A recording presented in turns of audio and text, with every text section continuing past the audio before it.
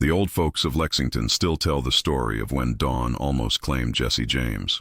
They say if you ride through town on certain mornings, when the mist hangs heavy over the Missouri River, you can still hear the echo of hoofbeats from that desperate night. The night Bloody Bill Anderson declared war on an entire Union garrison to save one of his own.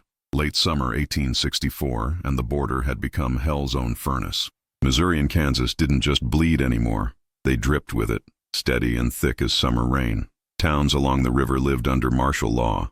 Union blue everywhere you looked, and gallows wood always fresh cut and waiting. Captain Marcus Haldane commanded the Lexington garrison, and he'd made his name hunting bushwhackers. 15 Confederate guerrillas had danced at the end of his ropes, their bodies left swinging as warnings to any man who thought about riding with the likes of Bloody Bill Anderson. The countryside was a war zone where neighbor sold out neighbor for Yankee gold, where captured bushwhackers didn't see trial or mercy, just hemp and morning light. Martial law meant Union soldiers could kick in any door, search any home, hang any man they suspected of Confederate sympathy. The border had learned a brutal truth. Mercy died long before the war began, and blood became the only language anyone understood. Bill Anderson knew that language better than most. He rode with men who'd become legends in their own time. Archie Clement, small as a boy but merciless as winter. Frank James, who could calculate an ambush like a chess master. Cole Younger, deadly despite the easy smile. Dave Poole, silent as a grave and twice as final. And Bill's own brother Jim, who carried the same hunger for vengeance that burned in Bill's chest. They were guerrillas, bushwhackers, Confederate irregulars, call them what you wanted. But on the border, they were the devil himself. Bill had already buried his sisters, killed by Union forces in a building collapse in Kansas City. Some said it was an accident. Bill knew better. He wore scalps on his saddle now, one for every debt of blood he'd collected, and he wasn't near finished counting. His reputation preceded him like thunder before lightning. Towns emptied when word came that Anderson was riding near. Union patrols doubled their guards. Jayhawkers went to ground. Even other Confederate guerrillas gave Bill's band wide berth, unnerved by the cold calculation in his dark eyes. But there was one young guerrilla who'd earned Bill's respect and something close to affection. Jesse James, just 17 years old, had proven himself in raids across Kansas, shown courage beyond his years, and demonstrated the kind of loyalty that couldn't be taught. Bill treated Jesse almost like a younger brother, teaching him guerrilla tactics, covering him in ambushes, seeing in the boy the future of the Confederate cause on this blood-soaked border. Now listen here. This story gets darker than a Missouri midnight, and what's coming will show you why they still whisper Bill Anderson's name with fear and respect. Hit that like button and subscribe right now, because you won't believe how far Bill went to save one of his own. This ain't just a rescue. This is legend. The trouble started on an August morning that dawned hot and still. Jesse James rode with 5 guerrillas on a supply raid near Lexington, hunting Union wagons carrying ammunition and medical supplies. Should have been simple. Hit fast, take what they needed, vanish into the timber before the Yankees knew what happened. But someone had talked. Someone had sold them out for Yankee gold. Samuel Potts, a Confederate turncoat who'd decided Union money spent better than Southern loyalty, had given Captain Haldane everything. The raiders' route, their timing, their numbers. When Jesse and his men hit the supply convoy, they rode straight into an ambush. Union cavalry erupted from concealment on both sides of the road. Rifles cracked like thunder. 2 guerrillas went down in the first volley. Jesse's horse took a bullet and collapsed, throwing him hard into the dirt. The surviving guerrillas fought their way clear, but Jesse, stunned from the fall, couldn't reach another mount.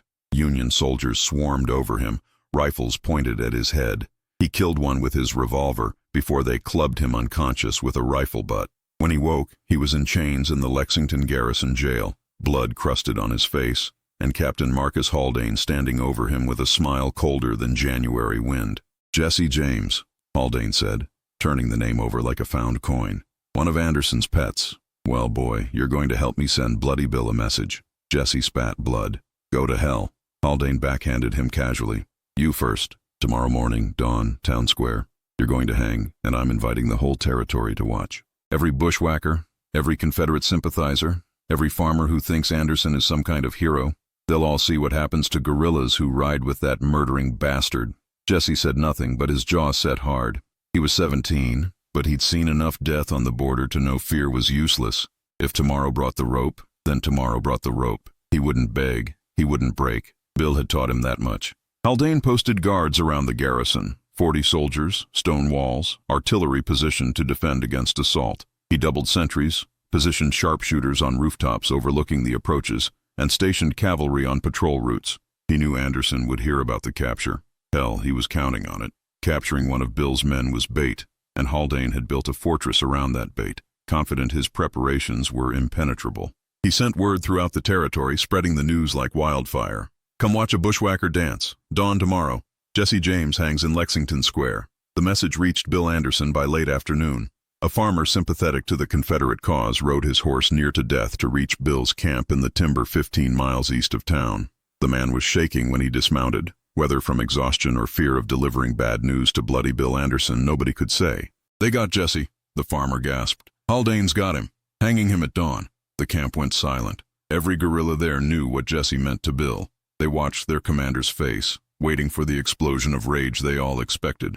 But Bill's expression didn't change. His dark eyes went even colder, if that was possible, and when he spoke, his voice was quiet as death itself. How many soldiers? 40, maybe more.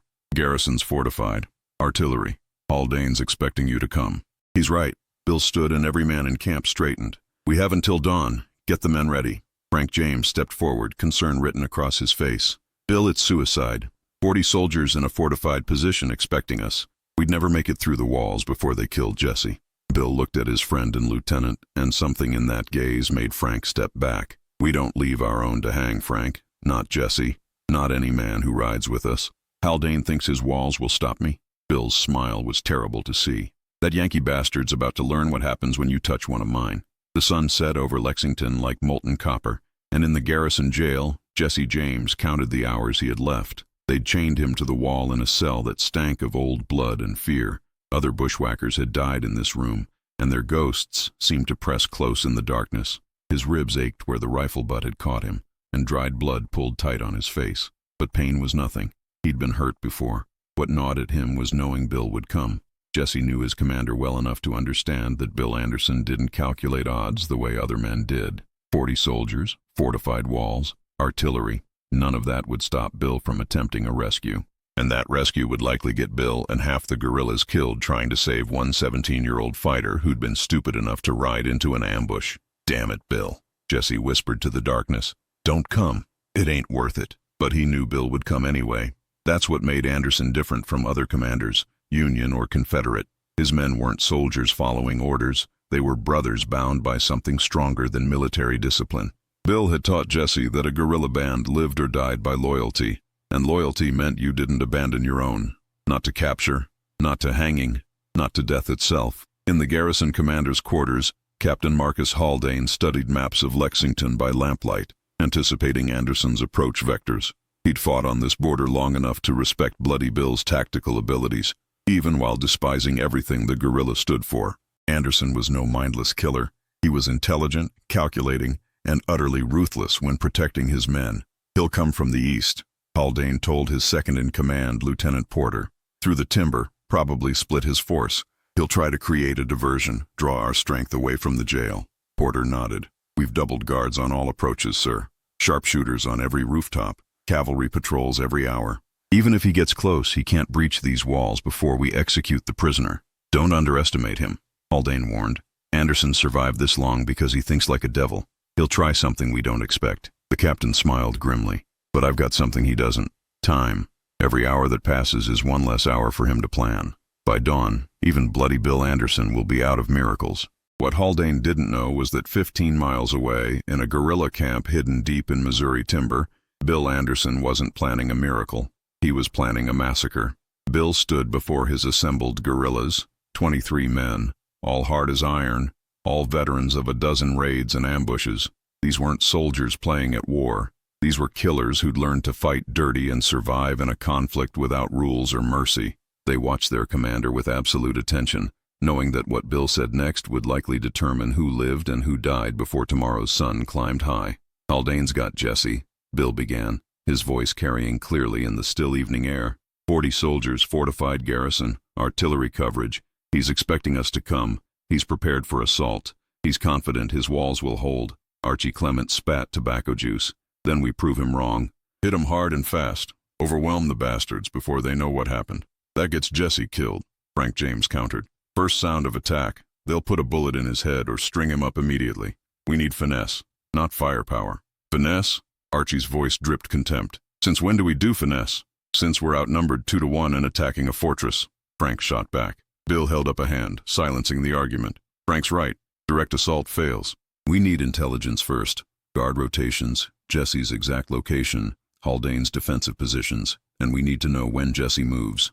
Moves? Cole Younger asked. Haldane wants a spectacle, Bill explained. Public hanging means Jesse gets moved from the jail to the gallows in the town square. That movement is our window. That's when Jesse's outside the fortress walls, vulnerable, and Haldane's confidence is highest. Understanding dawned on Frank's face. We don't rescue Jesse from the jail. We hit them during the transfer. Exactly. Bill's dark eyes swept across his men. But we need someone inside Lexington. Someone who can move through town without drawing attention, gather information, and get out clean. Cole Younger stepped forward. I'll go. Cattle trader, coming through to do business. Nobody knows my face like they know yours or Archie's. Bill nodded. Take 2 horses, look legitimate. Find out everything. Guard numbers, rotation schedule, where Jesse's being held, what time they plan to move him. And Cole? Bill's voice dropped dangerously low. If you get caught, we can't save you and Jesse both. Cole smiled that easy smile that had fooled so many men before he killed them. Then I won't get caught. While Cole prepared for his infiltration mission, Bill turned to his brother Jim. Find Samuel Potts. The farmer said a turncoat gave up Jesse's position. I want that traitor found. Jim Anderson's face hardened. What do you want done with him? Bring him to me alive, Bill said quietly. I'll handle the rest personally.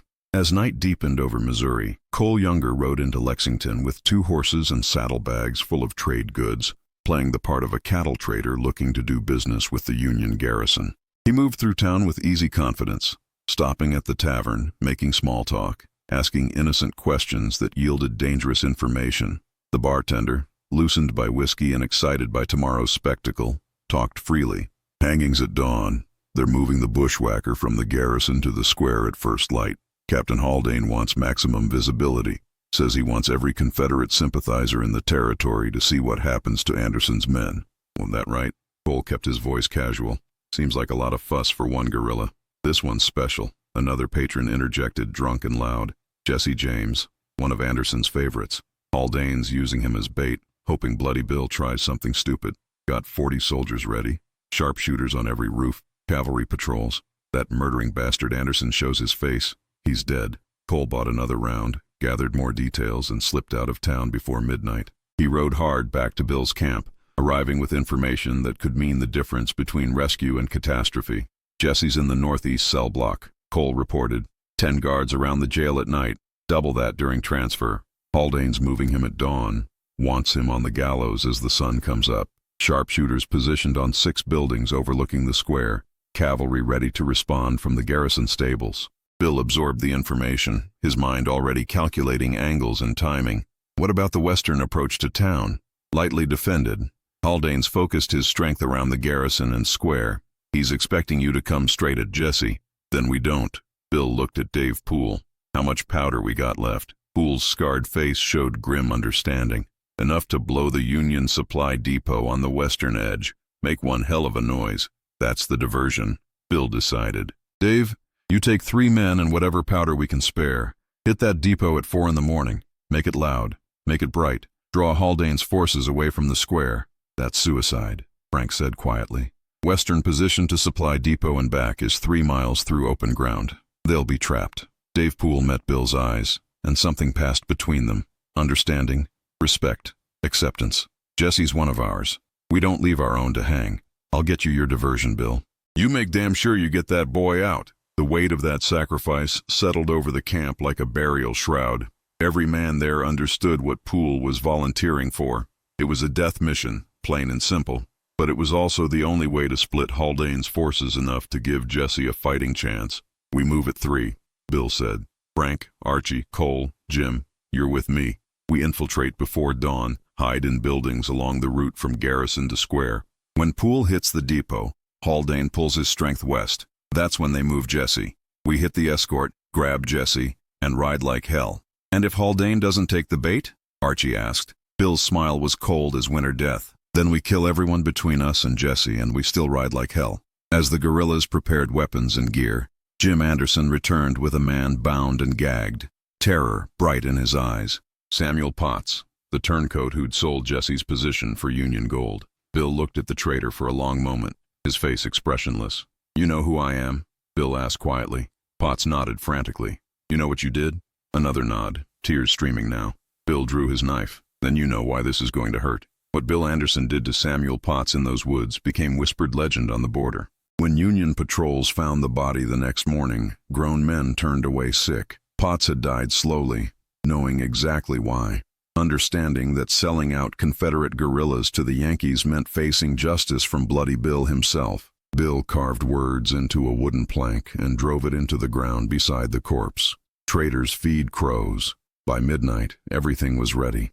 Powder charges prepared. Weapons cleaned and loaded. Horses saddled. Routes memorized. Every man knew his role, knew the risks, knew that dawn would bring either impossible victory or certain death. Bill Anderson stood alone for a moment, looking east toward Lexington where Jesse James counted his last hours. The night was dark and still, heavy with the weight of what was coming. Somewhere in that darkness, a garrison full of Union soldiers waited, confident in their walls and their numbers.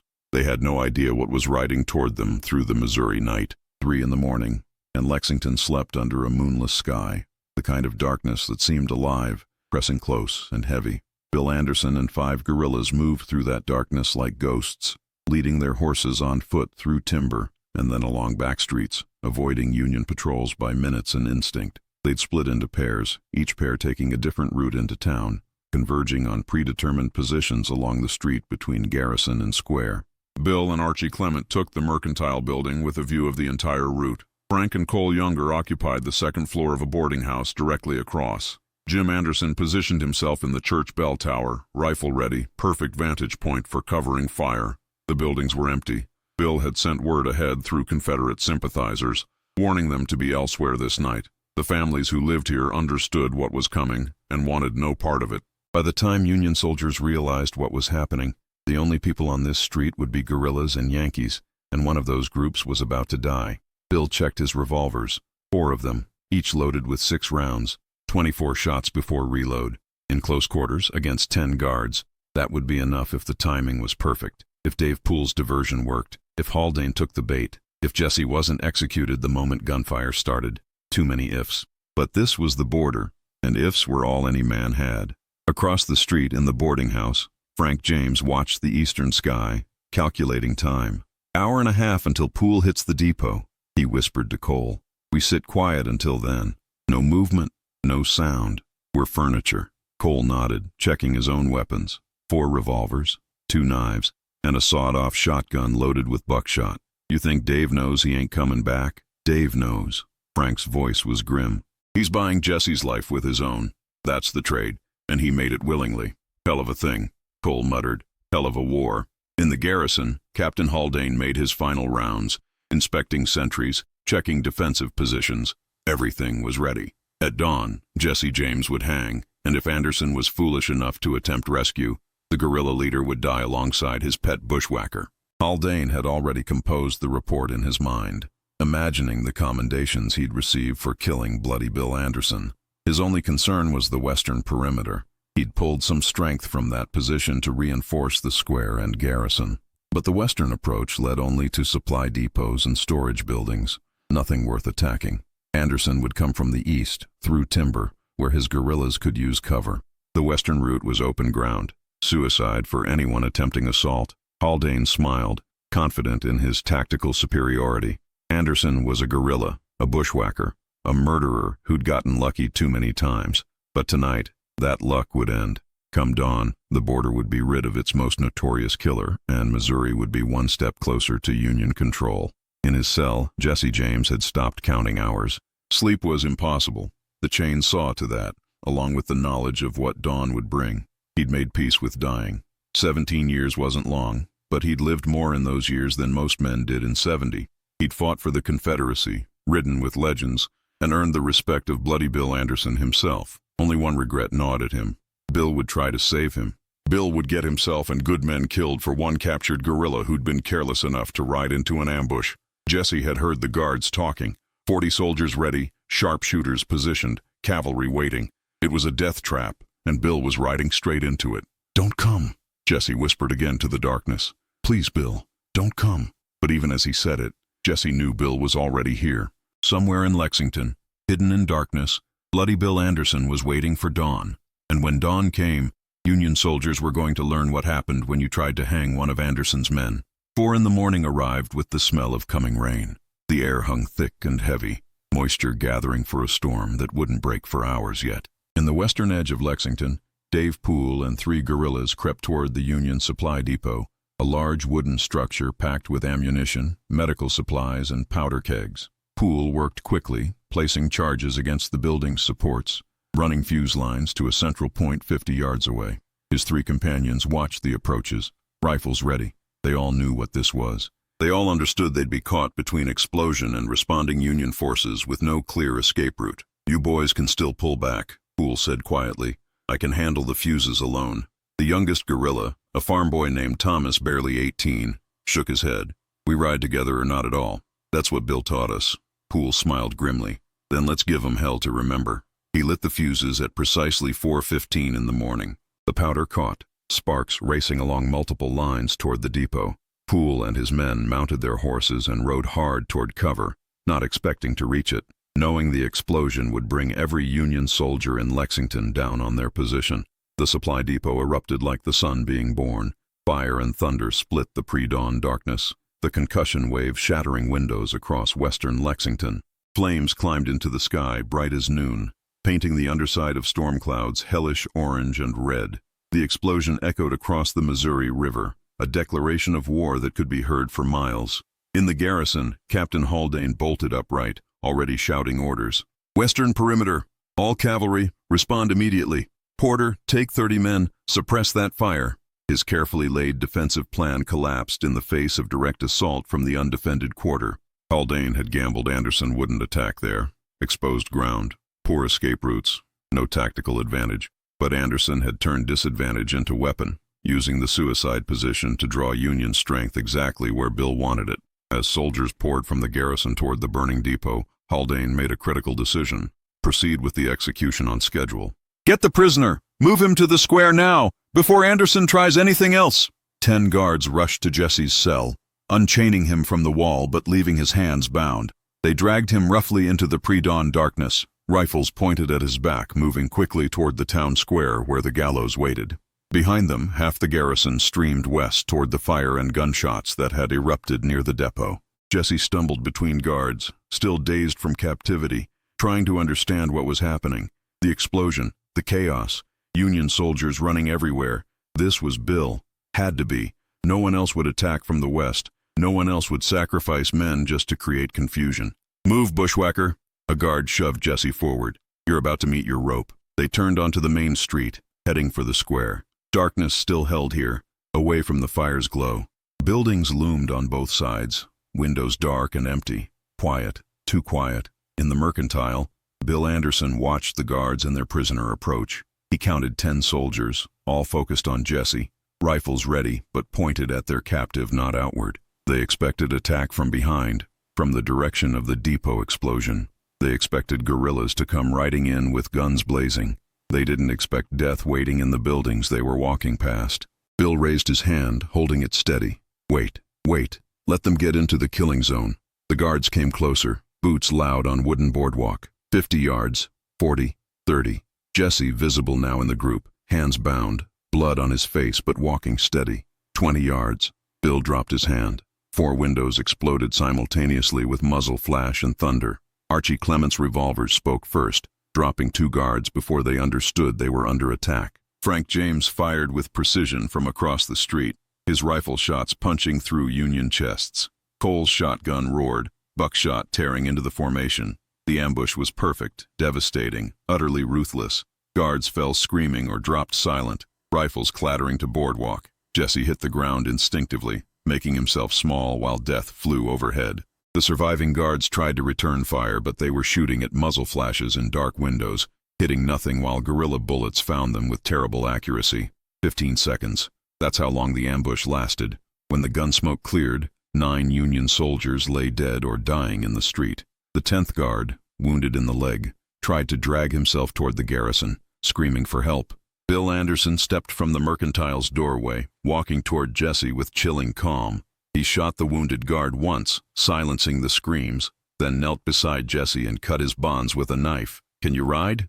Bill asked. Jesse nodded, voice rough. "Bill, you crazy son of a bitch. Save it. We ain't clear yet." Bill pulled Jesse to his feet, pressing a revolver into his hands. "Stay close." From the west they could hear sustained gunfire. Dave Poole and his men fighting their last battle, buying time with their lives. From the garrison, shouts and running feet as soldiers realized the depot explosion was a diversion. From rooftops, Union sharpshooters who'd finally located the guerrillas began firing, bullets spanging off brick and wood. "Move!" Bill shouted. His guerrillas poured from buildings, running for horses hidden in an alley. Frank provided covering fire. Archie shot a sharpshooter off a roof. Jim's rifle barked from the church tower, each shot dropping a Union soldier trying to close on their position. They reached the horses. Jesse swung into a saddle despite his bound hands being newly freed, muscle memory taking over. The guerrillas mounted in fluid motion, years of practice making them faster than thought. Bill was last up, turning in his saddle to look back toward the garrison. Captain Marcus Haldane stood in the street, 50 yards away, cavalry forming up behind him. He'd realized too late what happened.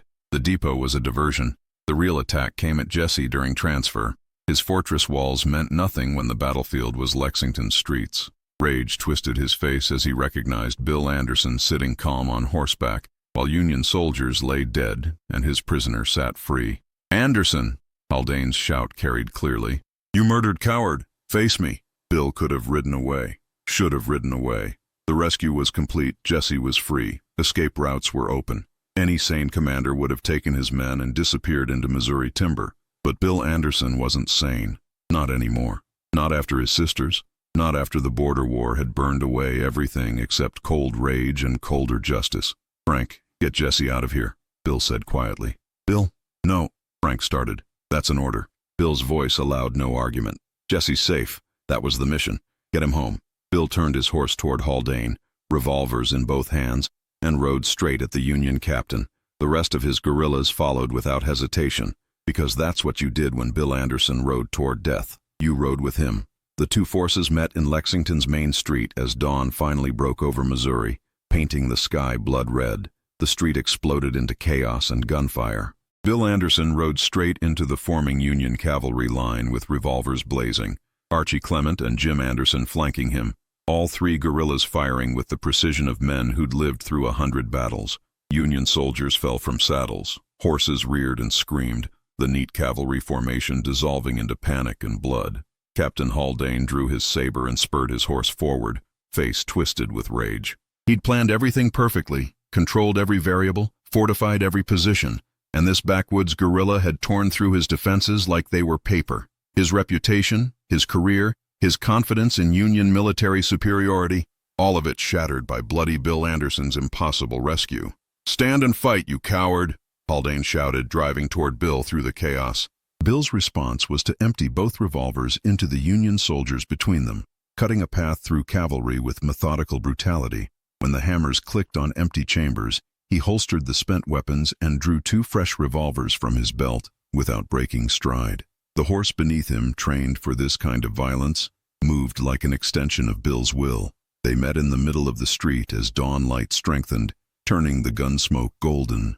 Haldane swung his saber in a killing arc. Bill leaned back in the saddle, the blade whistling past his face, and fired point blank into Haldane's horse. The animal collapsed, throwing the captain hard onto the boardwalk. Bill dismounted in one fluid motion, advancing on Haldane while around them the street battle raged. Archie killed 3 soldiers with his revolvers. Jim's rifle dropped a sharpshooter from a roof. Union cavalry tried to regroup, but the guerrillas fought with such ferocious intensity that trained soldiers broke and scattered. Haldane struggled to his feet, still gripping his saber, blood running from a cut on his forehead. He faced Bill Anderson, the guerrilla legend he'd hunted for months, the man he'd promised to hang, and saw his own death in those dark, merciless eyes. "You wanted to hang one of my men," Bill said quietly, his voice carrying despite the gunfire. "Make a spectacle. Teach the border a lesson. He's a criminal," Haldane spat. "You're all criminals. Murderers hiding behind the Confederate flag." Bill's smile was terrible. "Maybe. But Jesse's my criminal, my fighter, my responsibility. He shot Haldane in the leg, dropping him. And you made a mistake thinking your rank and your walls would protect you from consequences. Haldane screamed, clutching his shattered knee. Around them, the battle was ending. The surviving Union soldiers were retreating toward the garrison, leaving their dead in the street. Bill's guerrillas controlled the town square, though at a cost. Jim Anderson was wounded, blood soaking his shirt. Archie bled from a graze across his ribs. But they'd won. Against 40 soldiers in a fortified town, they'd won. Bill dragged Haldane toward the gallows the captain had built for Jesse James. The wooden structure loomed in the growing light, rope swaying gently in the morning breeze. Haldane understood what was coming and began to beg. "Please," the captain gasped. "I'm a Union officer. There are rules." "Rules?" Bill's laugh was harsh. "You made rules, Haldane. 15 bushwhackers hanged without trial, bodies left swinging as warnings. You want to talk about rules now? I was following orders. So am I." Bill hauled Haldane up the gallows steps, the captain's wounded leg dragging uselessly. "You wanted a hanging at dawn. You wanted a lesson for the border. Well, you're getting both." Windows throughout Lexington were filled with faces now. Townspeople who'd heard the battle, Union soldiers who'd retreated to cover, Confederate sympathizers who'd waited for this moment. Everyone would see what happened next. That was the point. That was Bill's message to every Union officer who thought they could hang Confederate guerrillas without consequence. Bill forced the noose over Haldane's head, tightening it with efficient brutality. The captain was crying now, all dignity gone, reduced to a terrified man facing death. "Anderson, please, I have a wife, children." Dave Poole had a family too, Bill said coldly. "He died buying time to save Jesse. He won't see his wife again, won't hold his children. He gave everything because that's what loyalty means." Bill's voice dropped to something almost gentle. "You wanted to teach the border a lesson about Confederate guerrillas? Here's your lesson. We're not soldiers, and we sure as hell ain't gentlemen, but we're brothers, and when you hang one of ours, we burn the whole damn town to get revenge." Bill kicked the support out from under Haldane's feet. The captain dropped, the rope caught, and Captain Marcus Haldane died the same death he'd sentenced Jesse James to suffer.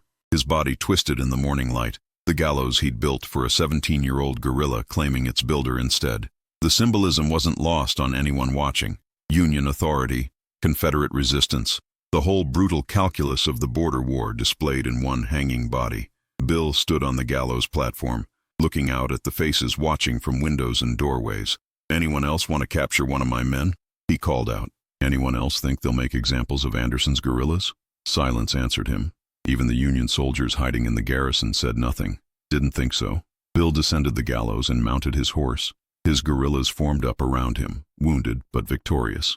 The sun was fully up now, illuminating the carnage they'd wrought. Dead soldiers throughout the street, the burning supply depot still visible in the west, and Captain Haldane swinging from his own rope. They rode out of Lexington at a walk, daring anyone to try stopping them. No one did. 3 miles from town, they found Frank James and Jesse waiting with fresh horses.